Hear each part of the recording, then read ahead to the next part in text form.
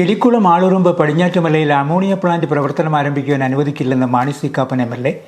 Ammonium പ്ലാന്റിനെതിരെ ജനരോഷം വ്യാപകമായ സാഹചര്യത്തിൽ മാണി സി കാപ്പൻ സ്ഥലം സന്ദർശിച്ച വേളയിലാണ് പ്രദേശവാസികൾക്ക് ഉറപ്പ് നൽകിയത്.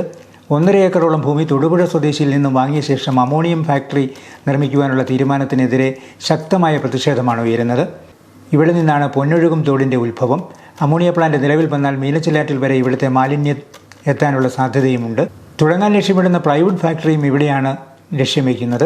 പ്രാരംഭ പ്രവർത്തനങ്ങൾക്ക് തുടക്കമായ അമോണിയം പ്ലാന്റിനെതിരെ നാട്ടുകാരോടൊപ്പം സമരത്തിനൊരുങ്ങുമെന്നും മാണി സി കാപ്പൻ പറഞ്ഞു.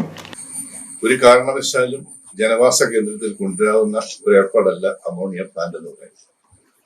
ഇതിന്റെ ദൂഷ്യവശങ്ങളെ കുറിച്ച് എല്ലാവരും അറിയാവുന്നു. ഇത് തമിഴ്നാട്ടിൽ എവിടെയോ അതുപോലെ ഓപ്പണായിട്ട് കിടക്കുന്ന ഏരിയ, 10-600 ഏക്കർ 1000 ഏക്കറത്തോളം ഓപ്പണായിട്ട് കിടക്കുന്ന സ്ഥലത്ത്, ആൾവാസം ഇല്ലാത്ത സ്ഥലത്ത് മാത്രമേ ഇത്തരം ഒരു പ്ലാന്റ് കൊണ്ടുവരാൻ പാടുള്ളൂ. ഇത് ആരുടെ തലയിൽ വെച്ച ബുദ്ധിയാണ്, ഏത് ഏകജാലകമാണ് ഇതിലൂടെ വരാൻ, ഇതിവിടെ സ്ഥാപിക്കാൻ അനുവദിക്കില്ല. ഇവിടെ ജാതിക്കും മതത്തിനും അതീതമായി രാഷ്ട്രീയ കക്ഷിഭേദമന്യേ എല്ലാവരും ഒറ്റക്കെട്ടായി നിൽക്കുന്നു. ഞാനിവിടെ MLA ആയിരിക്കുന്നിടത്തോളം കാലം ഇവിടെ കാലുകുത്താവുന്ന വേണ്ട, അതിനുവേണ്ടി ശ്രമിക്കണം. ബഹുമാനപ്പെട്ട മുഖ്യമന്ത്രിയും വ്യവസായ മന്ത്രിയും ഈ വിവരം അടിയന്തരമായി തെളിയിപ്പിക്കുന്നതായിരിക്കും.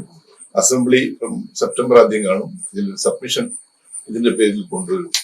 ആരുദ്ദേശിച്ചാലും ഇതൊരു കാരണവശാലും ഈ നിയോജകമണ്ഡലത്തിൽ നടത്താൻ അനുവദിക്കില്ല. സ്ഥലം സന്ദർശിച്ച മാണി സി കാപ്പന് ഇത് സംബന്ധിച്ച നിവേദനവും നാട്ടുകാർ സമർപ്പിച്ചു. എലിക്കുളം പഞ്ചായത്ത് അംഗങ്ങളായ മാത്യൂസ് പെരുമനങ്ങാട്, ആശ റോയ്, പൊതുപ്രവർത്തകനായ സാബിച്ചൻ പാമ്പ്ലാനിയിൽ, ജനകീയ കമ്മിറ്റി ചെയർമാനായ ജോസഫ് മാത്യു തെക്കേക്കുറ്റ്, കൺവീനർ ജോർജ് കുട്ടി ജേക്കബ് കുരുവിനാക്കുന്നിൽ, വൈസ് ചെയർമാൻ ജിമ്മിച്ചൻ മണ്ഡപത്തിൽ, ജോയിന്റ് കൺവീനറായ ജസ്റ്റിൻ മണ്ഡപത്തിൽ തുടങ്ങിയവരും നാട്ടുകാരും നിവേദക സംഘത്തിലുണ്ടായിരുന്നു.